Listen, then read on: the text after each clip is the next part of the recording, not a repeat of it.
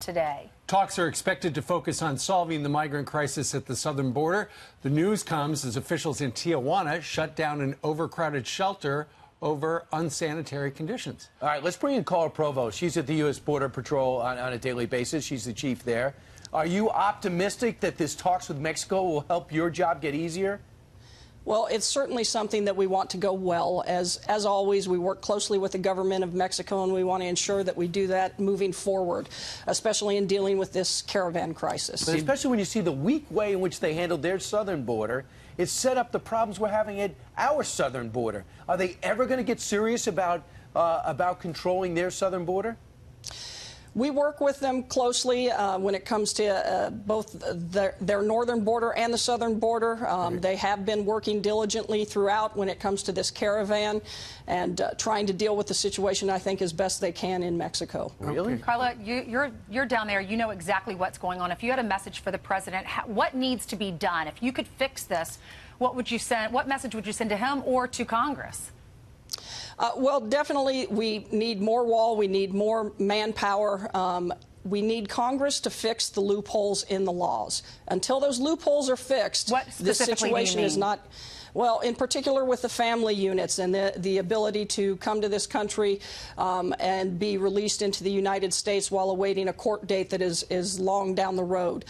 We need Congress to act and deal with the immigration laws and see if they can fix that situation for us. Otherwise, the pull factor is going to continue to be there, and these individuals are going to keep coming. All right. Chief, give us an update on what's going on with the caravan. We know they had been in one particular stadium, but the conditions were dreadful there. They've moved them about 10 miles further away, I think, from the border. What is the status? Yes, that is correct. They have moved him to another shelter. This is part of the challenges that the government of Mexico is having to deal with this large of a number of individuals. Right now, there's approximately 7,400 caravan members in the Tijuana area. And as you stated, the one shelter was closed down. They have opened up another one, and they are trying to find placement for others as we continue to work with the government of Mexico to try to get these individuals to present themselves at the port of entry for inspection. Chief, the president's all ears when it comes to the issues that you have in doing your job and the problems you're having.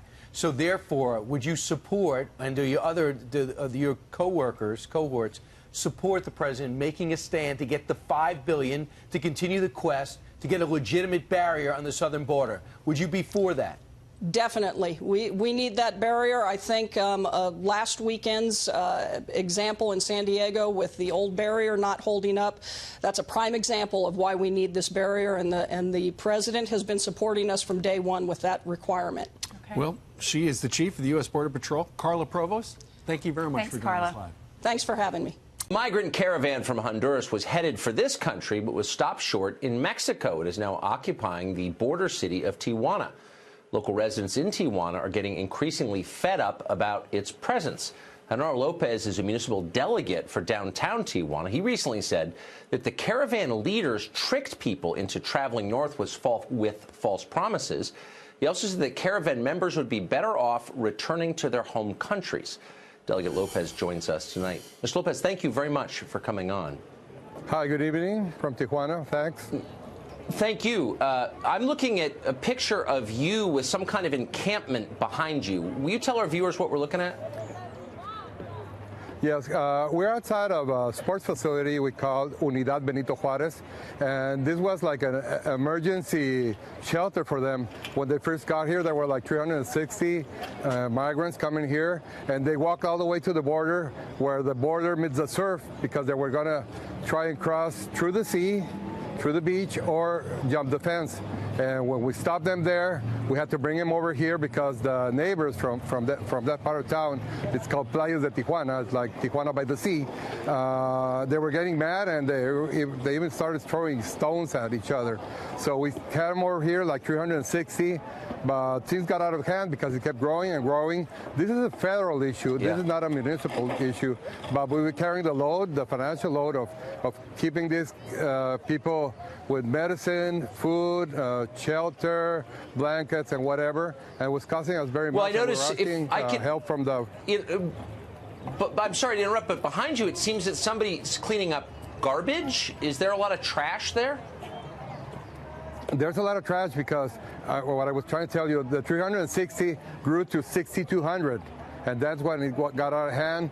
So we got another facility. It's a big concert hall where you can have like 10,000 people under a roof.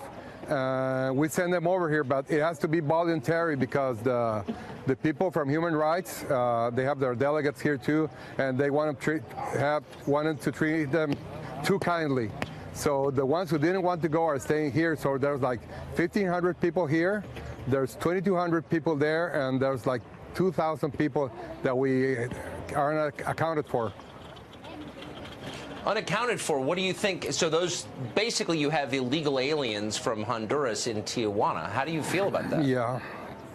Well, I've heard that like the Border Patrol has been going up in detentions, like 100, 150 more detentions a day that they're used to.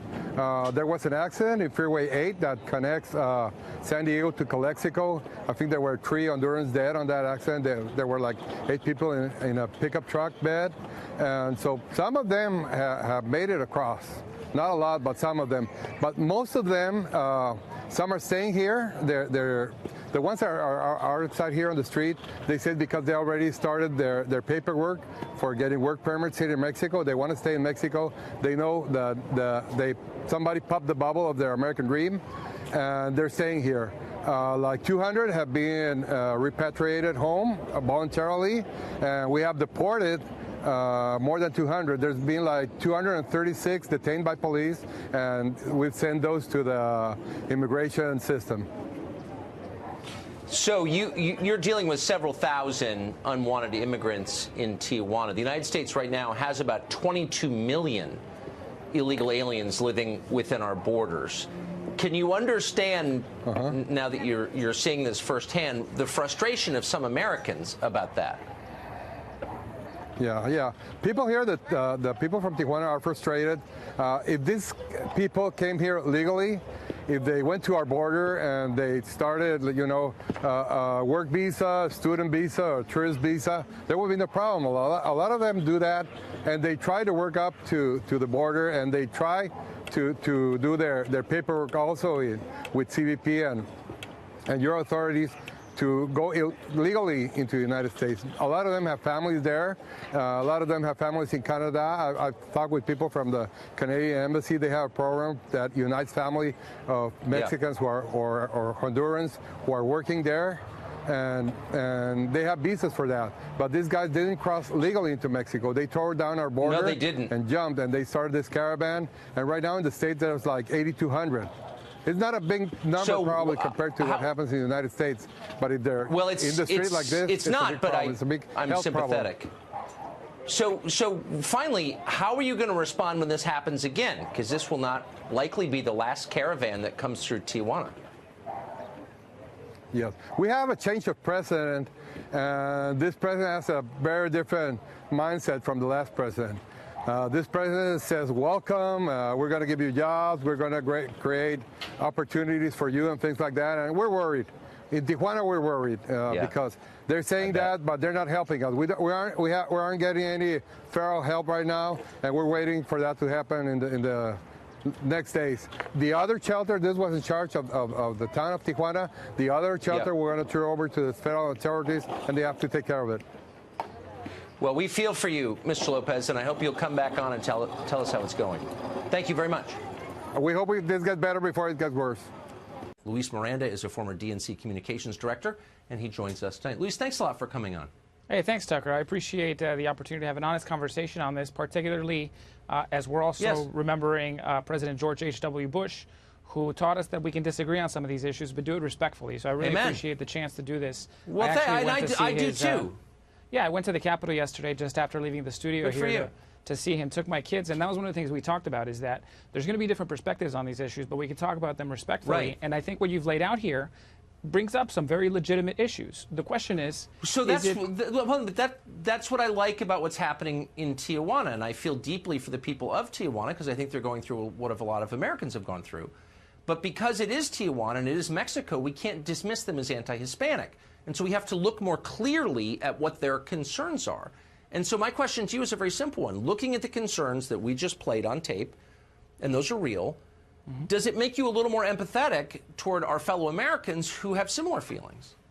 I think we have to be empathetic all around here, which includes people who have legitimate concerns, but a lot of those concerns are being stoked without a basis of reality. And so here's the problem, that a lot of these immigrants that are part of this caravan are decent people who are fleeing either violence or economic situations that are untenable.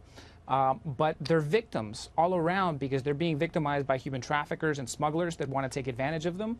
And so there's actually an AP analysis that just came out that 4,000 of these people have disappeared in the last few years on the way. Yes. In other words, their families have no idea what happened to them. They either got murdered or worse just along the way.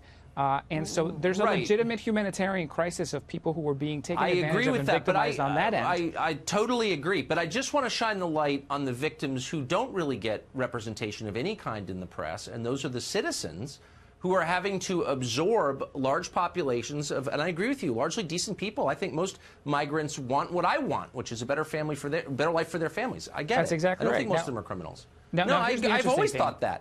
But hold on. But I think it's important to empathize as deeply with the citizens whose lives are being upended by the arrival of these immigrants as it is with the immigrants themselves. So when you see this, can you say that, you know, American citizens say, I don't want any more immigration. We've had more than we can handle. They're not just racist, are they? I mean, they have a point. Do they not? I don't think they're racist. I think it's important that they also understand the other side of this, which is that immigrants have actually made our economy a lot stronger through the years. You touched on it a little bit at the beginning. Let me add some color to that, which includes that our population is aging. We have baby boomers retiring, and a lot of the people that we are able to replace in the economy are because of immigration. Now, we want to do that ideally in a legal and orderly fashion, but the reality is that we have a huge advantage over Europe. Hold on. I need to ask this question. You say our population is aging.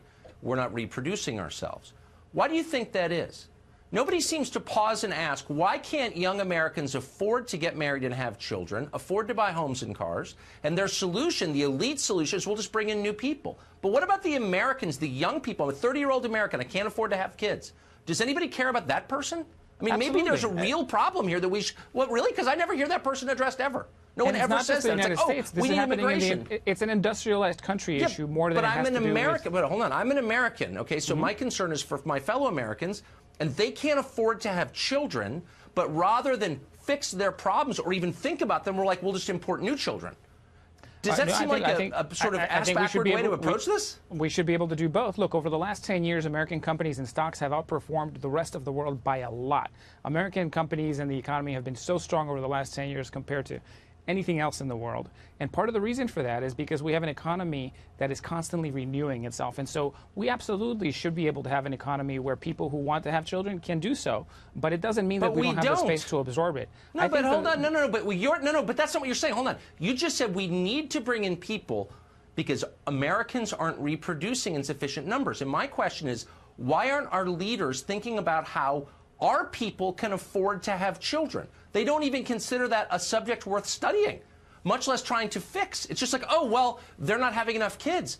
But why doesn't anyone care enough? Those aren't mutually exclusive things. You're saying that our low birth rates are the justification for immigration. I'm saying our low birth rates are a tragedy that say something awful about our economy and the selfish stupidity of our leaders. It's a combination of our growth and our prosperity that enables us to have a stronger economy. So there's definitely both sides to this where you can look at, well, who are going to be hurt. But when you've looked at states like Georgia and others that have implemented anti-immigrant measures that forced a lot of these immigrants out, what you saw was, food rotting on the vines, a lot of lost crops because there weren't enough people there to work them. And so the reality is that we can both do something about strengthening the economy for people who are suffering and who are American and who have lived here their whole lives. They want to have children. They want to have an opportunity to do better than their parents Maybe did. someone should care about them a little bit. Absolutely. Yeah, it's the most important thing. Nothing is even close to as important. But that doesn't mean that we have to demonize the immigrants who are legitimate victims of this process. I'm not demonizing anybody. I'm not against the immigrants. I'm just for Americans, and nobody cares about them. It's like, shut up, you're dying, we're going to replace you. And it's deeply offensive. Anyway, we're out of time. I hope you will come back because I enjoyed that conversation. Thank you. Likewise, Tucker. Thank you.